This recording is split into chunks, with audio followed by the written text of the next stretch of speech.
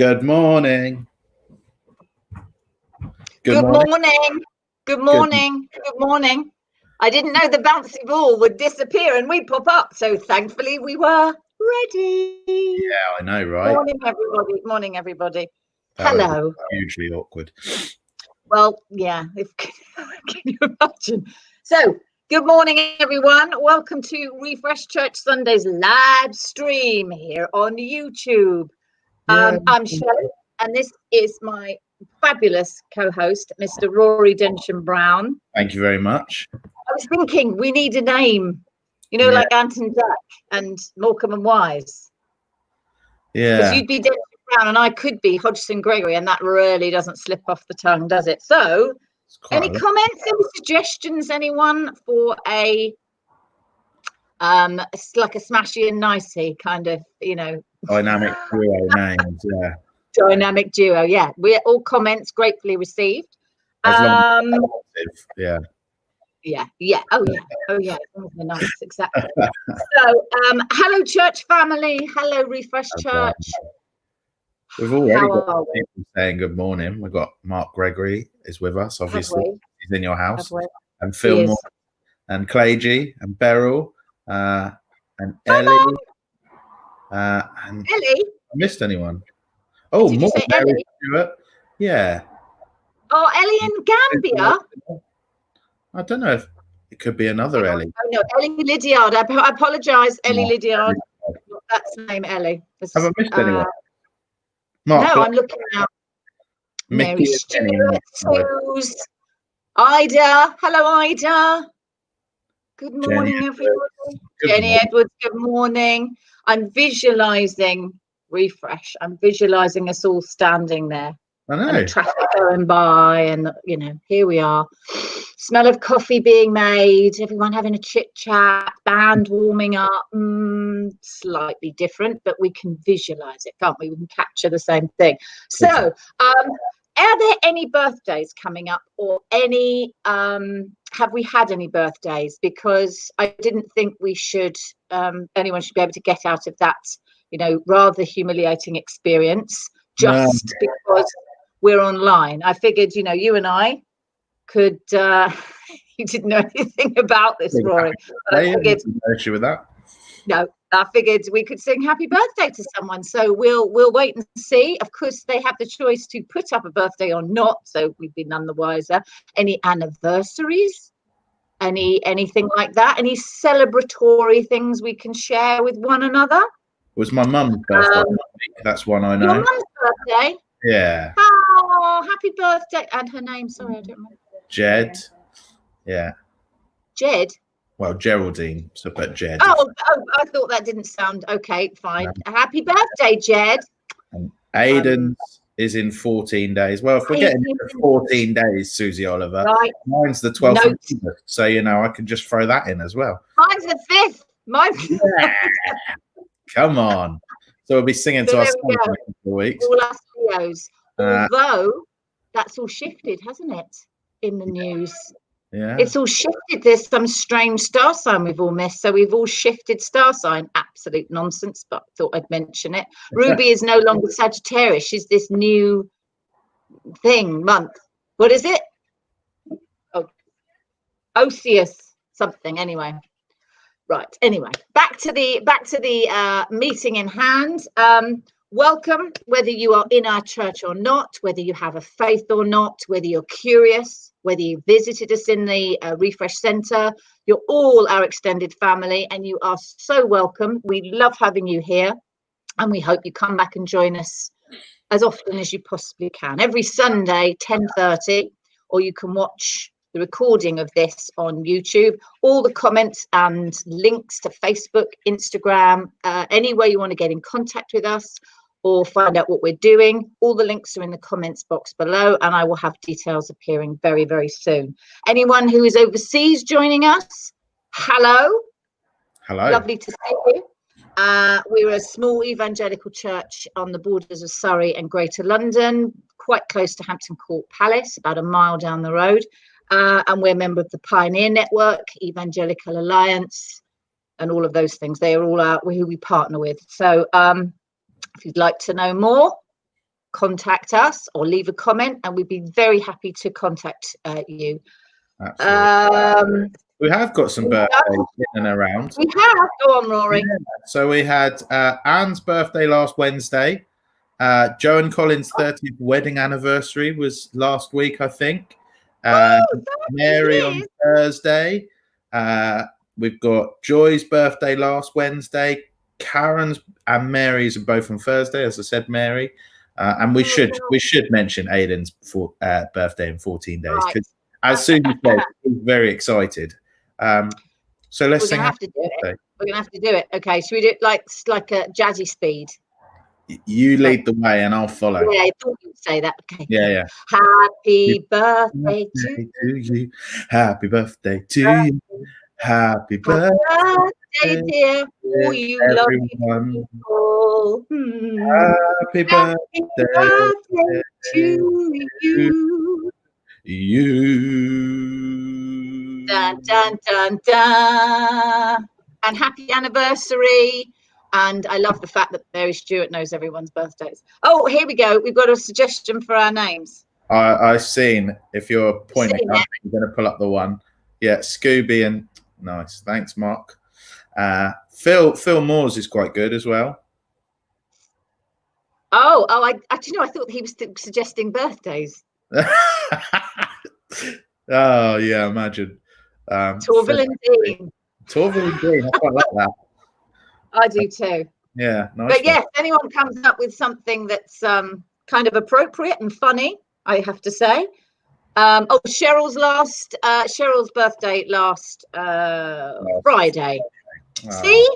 You thought you'd got away with it. So we've still got to do birthdays. We've still got to celebrate those lockdown birthdays, such as they are, special circumstances birthdays. So we have a guest speaker this morning, the lovely Judith Kelly. She will be joining us very shortly. But first, I just wanted to have a chat with you, Rory. How's that running going? Well, I have to be completely honest. The return of the wife and child has somewhat kiboshed the running this week, not to mention the weather. It's been quite hot. And also, we painted our bedroom, which was quite a monumental effort in 27 degrees temperature. So I haven't really kept up with it as much as I should have this week, mainly because I actually overdid it on the first one of the week and did myself mischief. So back on it next week. Definitely going to get back on it next week. But this week has been a bit of a failure. So not particularly proud of myself as much as I was last week. But nonsense. That's the thing. We all go, I'm going to do this, and we overdo it, and then we're in pain for a good few days, and it takes a while to come back. No, even if it's, as I say, I'm a strong walker. So I did a strong walk yesterday over to Home Park with my hairy friend, the dog, with a friend, and it was rather lovely, actually. But yeah, it's about 9 kilometers. She had a Fitbit on. So, But yeah, no jogging, just a strong walk. So no, do not give yourself a hard time. We've all been there. Now, I was going to say, school's out. School is out. So can we just have a nice round of applause for all our teachers, members of our church family who are teachers, and parents who have been homeschooling, because we all know that has been really, really hard. So can we clap, please? Teachers, anyone in education, parents who have had to become teachers. It's over. School holidays are here. Are you going away anywhere? Are we going away? We kind of talked about camping, but we're not entirely sure when or what Hannah's work schedule is going to be when she goes back. I think we'd still quite like to go away. We also talked about going to visit Hannah's granny who lives in Bournemouth area, Christchurch. And possibly getting a house with Hannah's mum and sister, possibly, and if we're allowed, and staying in the New Forest for a few days. But I don't know where we've got to on that one either. So it's all kind of up in the air. Quite hard to book things at the moment because the world and his wife wants to go on holiday. So in the UK. Yeah. What about you guys? We have 3 or 4 days in Devon, borders of Devon and Dorset. It's a bit like a shed, like a glorified cabin. We call it, the fancy word is cabin, but it's like they're like big sheds. Cow shed. No, it's a bit better than a cow shed. But it's doggy friendly. It was a doggy friendly. We've been there for the last 5 years or so. So yeah, it's very, I mean, I still have to cook and go to the supermarket and all that stuff. And, you know, the weather is still the same. But as they say, it's a break from the scene. It's a change of scenery. It's a change of scenery. I mean, and is it Morgan and Ruby friendly? No. Bless them, bless their hearts. They've improved the Wi-Fi in the 5 years, because it was literally like walking around a field, like with your hand in the air. So it's infinitely better than it was. But they're brilliant. No, they're brilliant. They're really cool. And we go on day trips everywhere. And I like to personally go to Port Isaac and see Doc Martin and Sado that I am. But these lovely little Cornish places. Anyway. Beautiful. Is anyone asleep yet? I did have a funny thing I wanted to show you. So I just thought I had to go to the dentist this week. Is it a tooth? No, it was it was actually more hygienist. It was not a pleasant experience I'm looking something up, so that's why I'm doing this. Okay. Yes, it wasn't a pleasant experience in any way, shape or form, and bless them, they were trying their best, but it was like I'd walked into a COVID ward. It was most bizarre. I had to have my temperature taken and all get PPE'd up to then walk across the lobby to then take it off. But I did go to the hairdressers last week, and this is what my hairdresser looked like. Wow. Is this the dentist? No, this is the hairdresser. Goodness.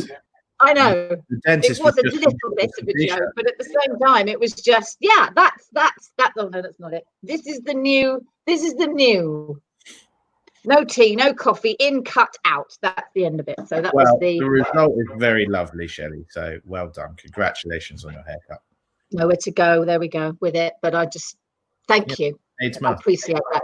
One other notice for those of you that know, our lovely Rachel Nivesi. I've forgotten her married name now. Someone type up her married name for me. Completely Blake. Our lovely Rachel, former DNA Rachel. I know an email went round, but Songs of Praise 1:15 BBC One today. Our Rachel is appearing. So we want to see Rachel. Blake, thank you, Susie. Yes, it came to me. I had a senior moment. So I'm going to hand over to you now, Rory, and bring in our fabulous speaker, unless there is anything else I've forgotten or you would like to say, Rory. I don't think so.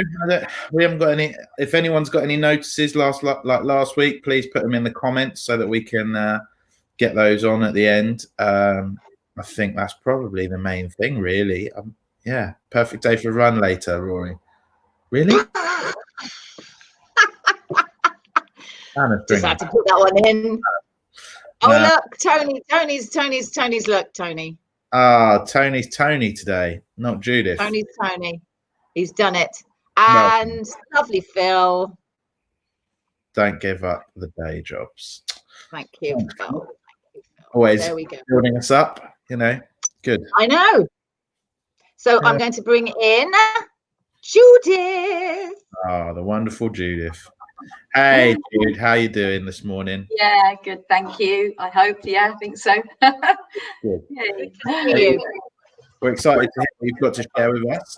Anything you want to say in advance of starting? You got anything kind of new with you? What's new with me? Not a lot. Just toodling along. Been quite a busy week this week, but yeah, it's been good. Exciting. Exciting. Well, I think, I haven't got a huge amount to ask you. So why don't we just go straight into hearing what you have to share with us, Judith? And if people have any questions like previous week, then we'll bring them up at the end. But over to you, Jude. Great. Thank you. Thanks, Rory. Thanks, Shelley. Well, good morning, everybody. Great to be with you all. So this morning, I want to share 3 stories with you. I think everybody loves a good story, don't they? Because they're powerful at being able to communicate, not just to our heads, but to our hearts. Think of The Shack. If any of you have seen the film or read the book, what an amazing story that communicates something so deep and powerful about the mystery and about the heart of God to us in a way that's accessible. And I guess that's why stories are so great. So each of the stories that I want to tell you this morning are stories that really communicate something of the beauty and the amazingness of God's heart towards everyone that he's created. But they also communicate something of the longing that God has in his heart to work with us and through us to communicate love and kindness and to change the world for him. So the first story that I want to tell this morning is a story from the Bible.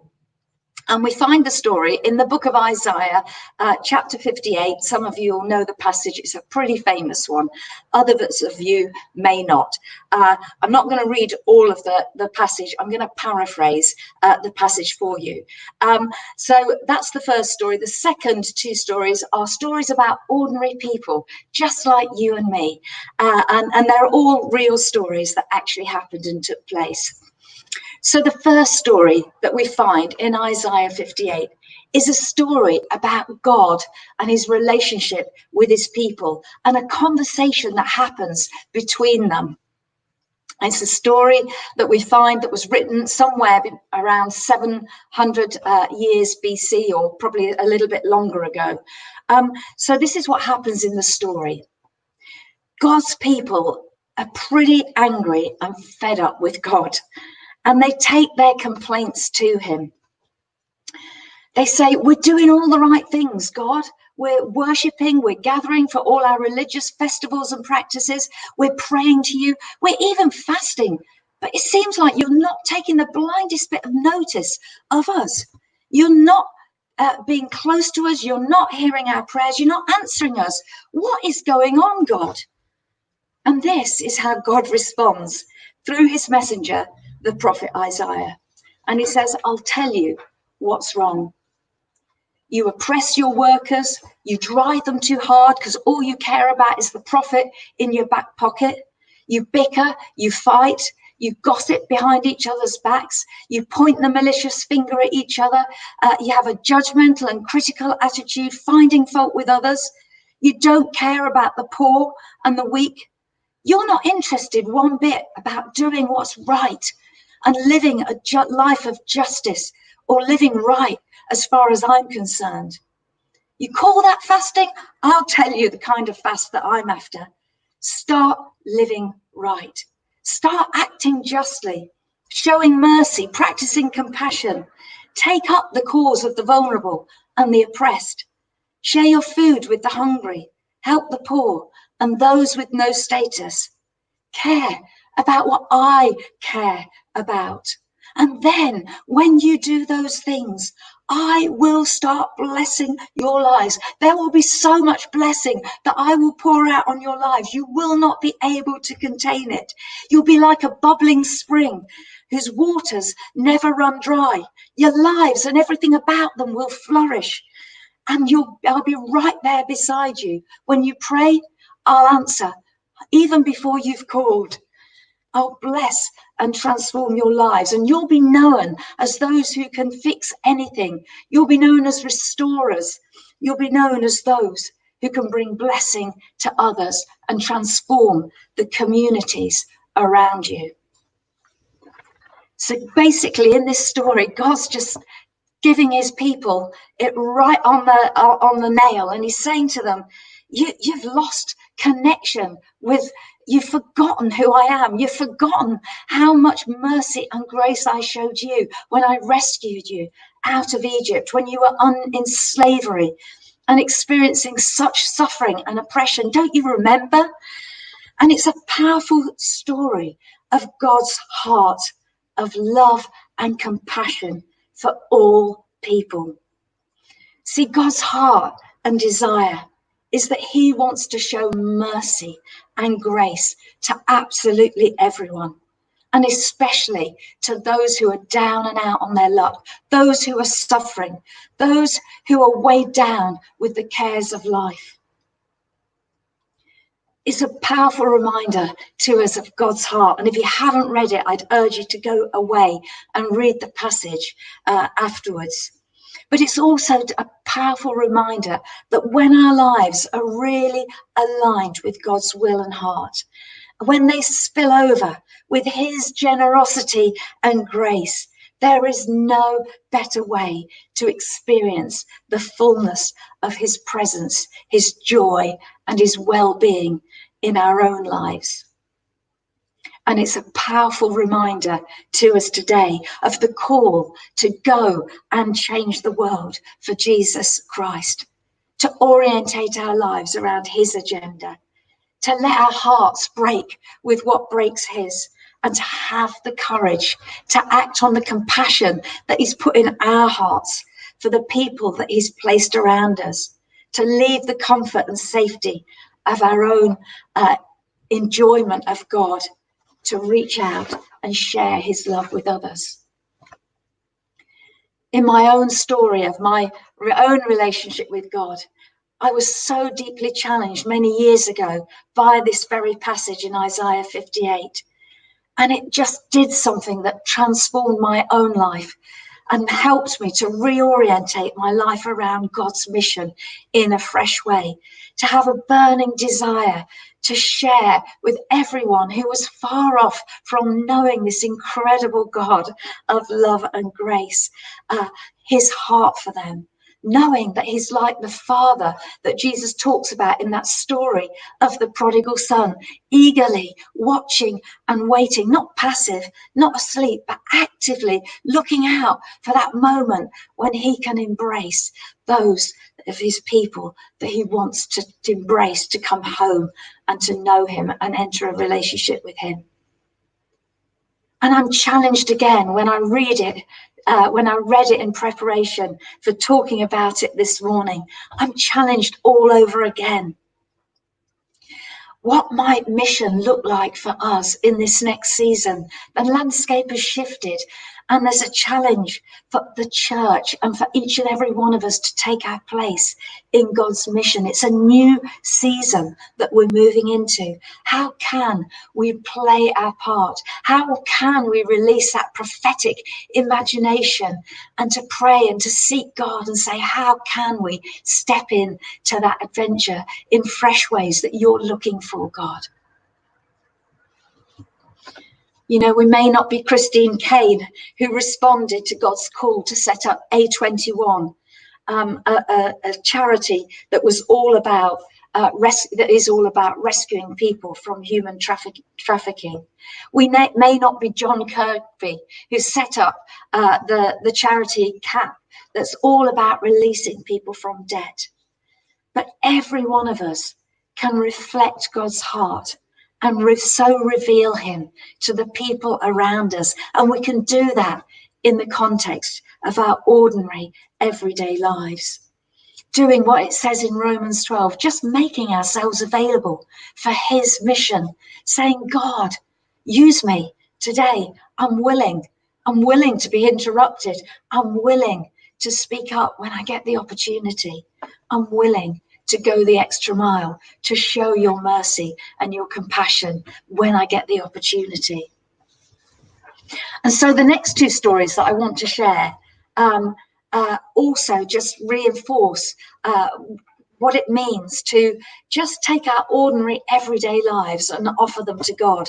And they just inspire me, they challenge me to want more from God, to want more of being able to be used by him to just communicate his mercy, his grace, and his love to the world that I live in.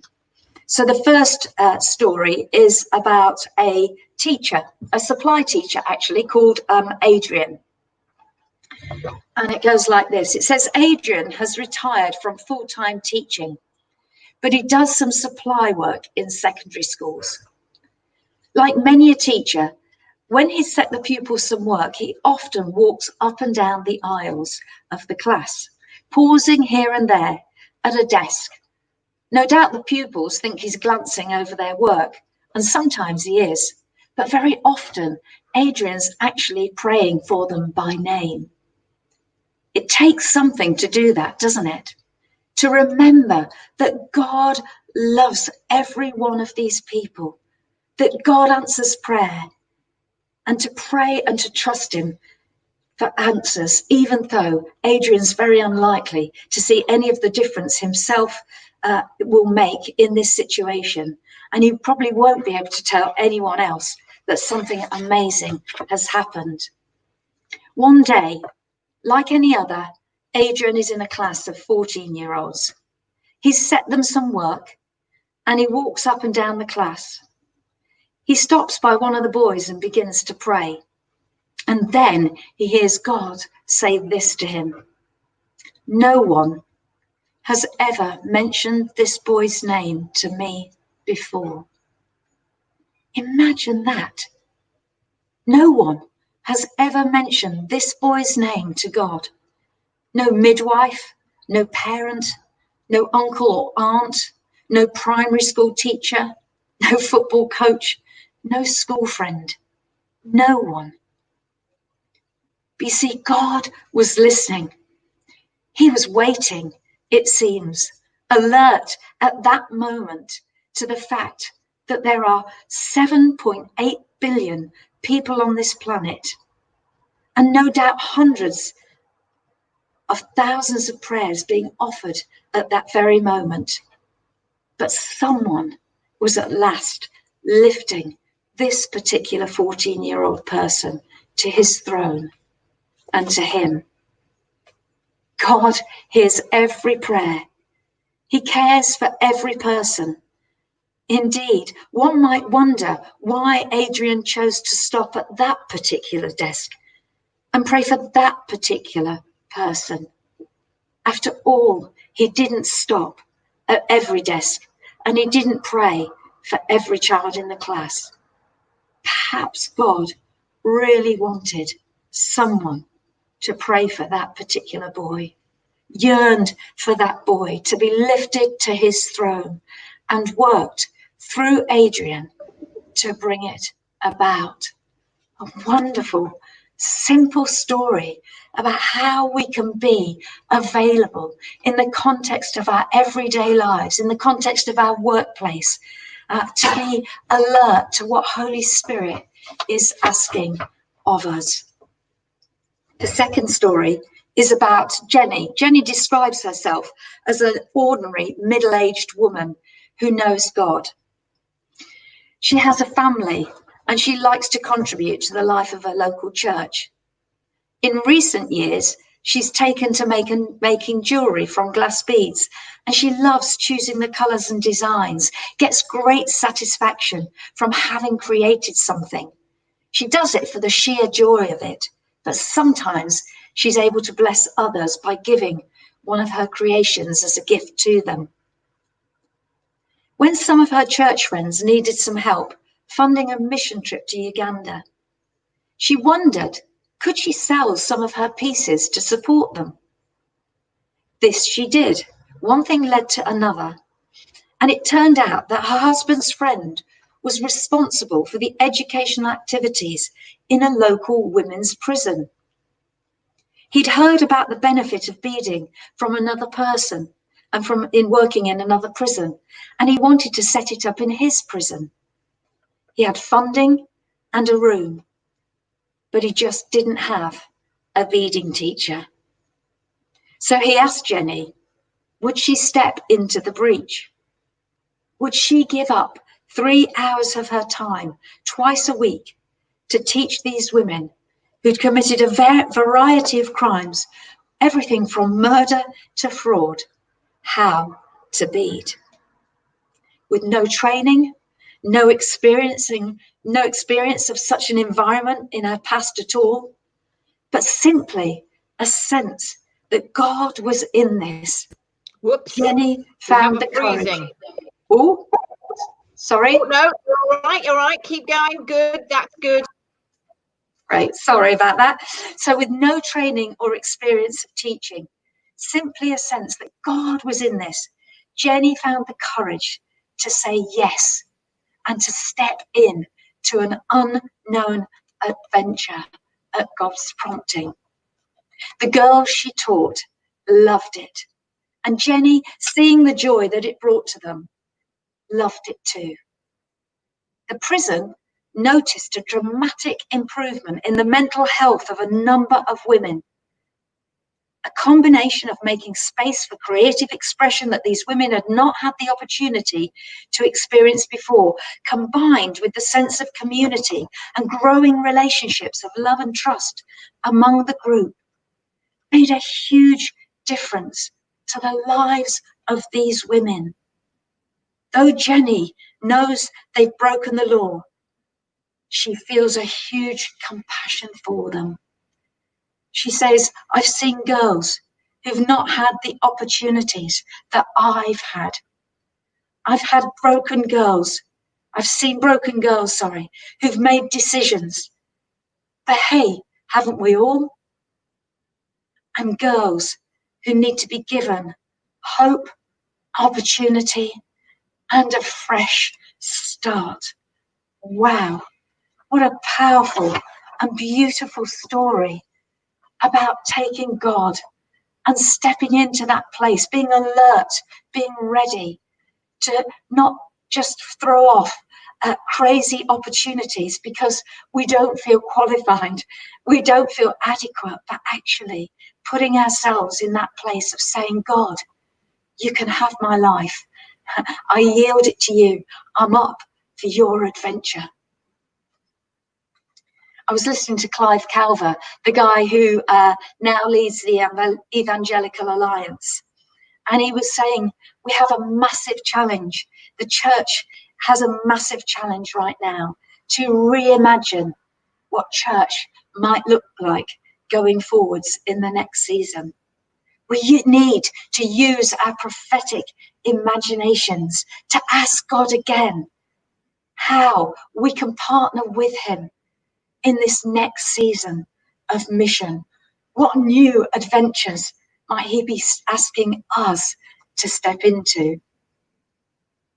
The spiritual temperature of our nation has changed. There's a greater openness in people's hearts to knowing about God.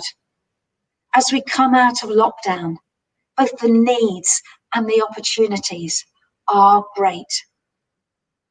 And the story of God's love for his world and for all people are as relevant as ever.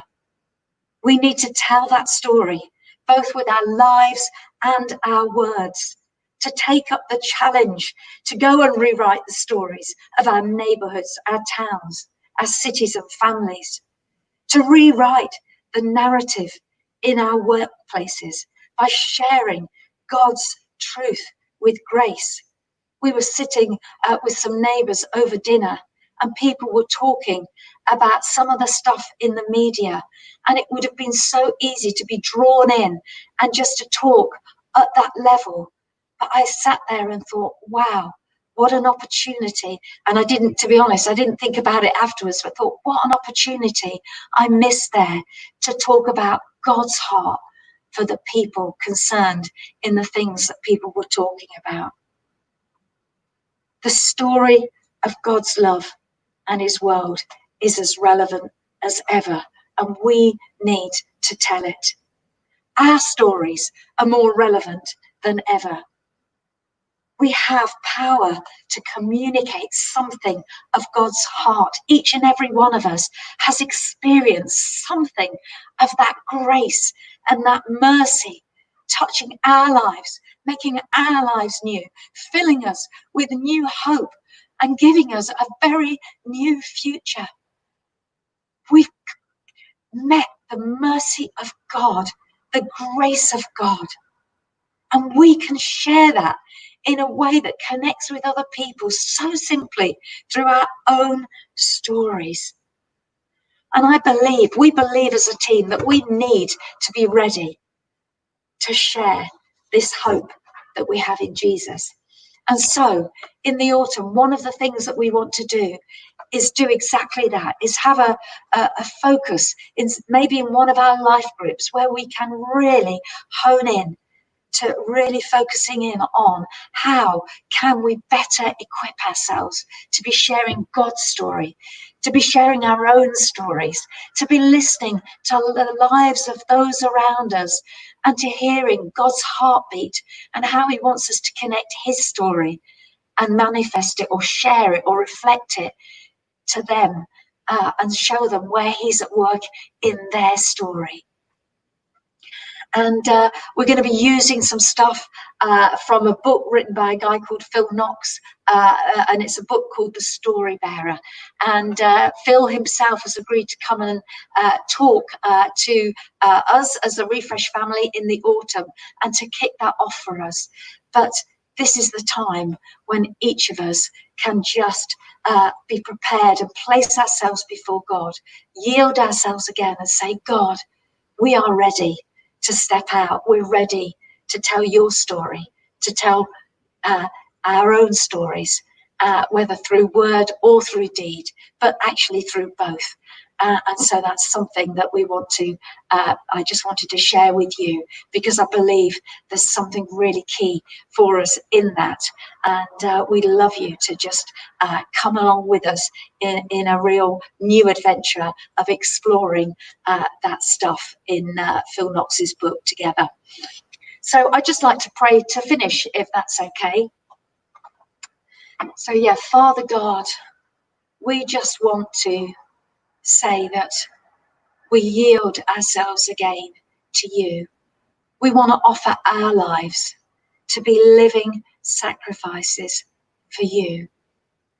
We want you to come and shape us and remold us and just help us to carry your message of love, of grace, of hope into our workplaces and into our communities. We want to get connected into what you're doing. We want to be alert and available. And so as we emerge out of this lockdown, we place our lives before you again and say, come, Holy Spirit, come and use us in fresh ways. Help us to be open to you. Help us to use our prophetic imaginations and to press in and say, God, what is it and how is it that I can carry your heart and reflect your love into the spheres of influence that I have? Lord, would you do that? Would you walk with us and show us? Because you've shown us so much love, grace and mercy, and we can never thank you enough. So we offer our lives as living sacrifices. Amen. Thank you guys for listening. Amen. Hope I didn't take too long to deliver that, but yeah. Thank you, Jude. Thank you so much for joining us. Thank you. I mean, worries. The thing that struck me from that more than anything is just that power of stories, you know. Yeah. And being able to share stories is so important. And you know, we've had so many positive stories at a time that seems so negative as well. And I think it's great. And I really want to echo what you said, Jude, in that, you know, it's so important that people feel confident to be able to share their stories. So thank you for sharing that with us this morning. A little boy has just woken up, everyone. So in a minute, when he's got some clothes on and he's decent, I'll bring him in. Thank you, Jude, again. Shelley. Thank you, Jude. Yes, Rory. How was that for you? Any thoughts, comments, feedback? I have been interrupting her halfway through. I mean, say that again. You interrupted her halfway through. What do you think you were doing? Oh, I beg your pardon. It froze. Did it not freeze on your screens? I don't think so. Oh, how? I wouldn't know that. Judith was like that. Oh no. I thought I counted to like 5 or 6 and thought, okay. Oh, I apologize. She froze on my screen. So that's another thing we're figuring out. So I didn't know if she's frozen on your screen. So I do apologize, Judith. And that must have looked very strange. So I apologize, but she's totally frozen. I didn't know if everyone was having the same issue. Never mind. Thank you. We live and learn. And nothing exactly. Like making you feel good about your actions, you know. Last week you just cut off Susie. This week, yes. Jude. You know, what's next week? Who knows? Oh dear, I've cut Rory off. Oh dear, I've cut Rory off again. But next week, you do far too much power. It's worrying. I'm going to give you the power next week. Okay, cool. And next week, actually, we're kind of looking a little bit more at people's stories and some things from people in the church family. And do they have? Do you want to tell us what's happening next week, Shelley? Well, I think they've both agreed. I put them in a headlock and gave them basically no choice whatsoever. So we have Mr. Alex Mowbray and Mr. Mark Blythe joining us next week because, as some of you may or may not know, the gifts we are given and the ministry that we choose or want or are passionate to serve in are very different. And both Mark and Alex have two very different ministries, but all serving the same God and all doing the same thing. So, but we want to hear from them and give you guys a flavour of the rich tapestry of people we are in Refresh Church. Put my teeth in. Oh, hello. This is he is our youngest member. Hello, Abel. You are so big now. What's 4 months?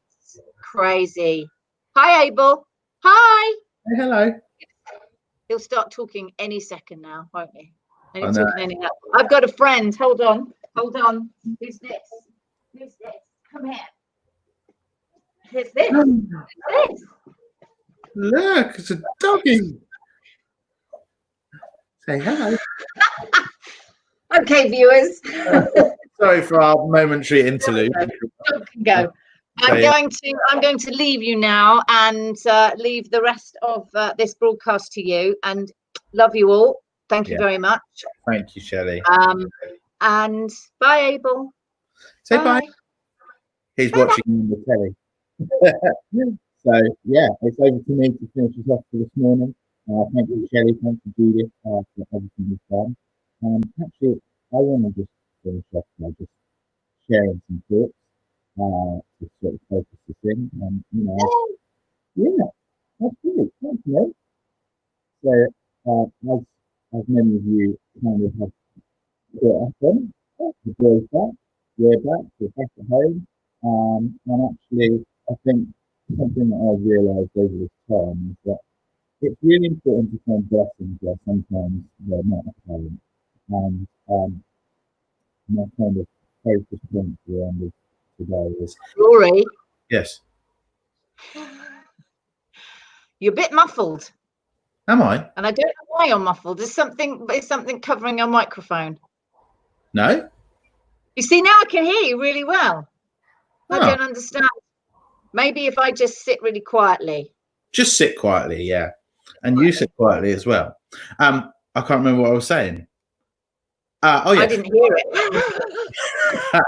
So what I was saying is finding the positives in sometimes negative things. And actually it's really important that we can find those moments. And, you know, for me over this period of time, one of the biggest joys that I've found has been spending time with this guy and spending time with my wife and doing things that we wouldn't usually have done, you know, fixing Nanny's garden and emptying garages, painting bedrooms.